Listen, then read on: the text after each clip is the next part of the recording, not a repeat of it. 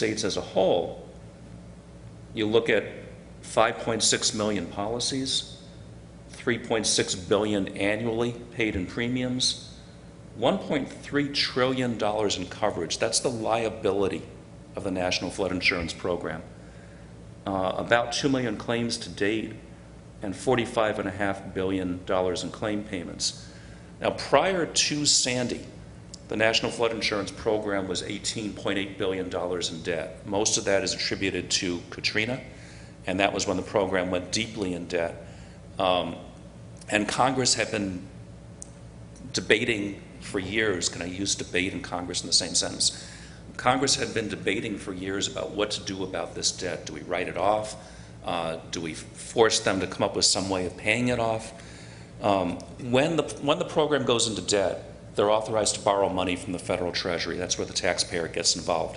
But that's considered a loan that they pay back with interest. Prior to Katrina, they would occasionally go into debt, maybe as much as $1 billion or $2 billion, and then they would pay it off over the next few years. Katrina was the first event that put them into a deep debt that they were unable to pay off.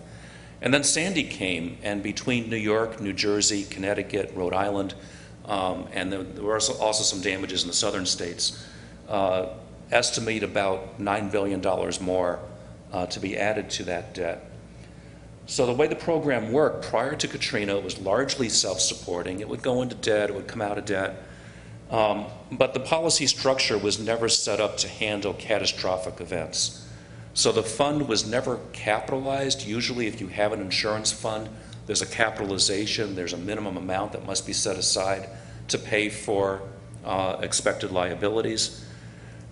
The other thing, and this is something that still really hasn't been dealt with, about a third of all the claims come from about 1% of all the policies. And those are the ones that have repetitive losses, repetitive claims. We still haven't done a very good job addressing that. Congress clearly wants the program to be on a sounder financial footing, and this was the basis of about 5 years of debates in Congress with temporary extensions of the program. The program sunsets every 5 years, and Congress will usually extend it for 5 years. So for the last 5 years prior to a year ago, there were 16 or 17 temporary extensions in the program. A couple of times the program actually expired for several weeks.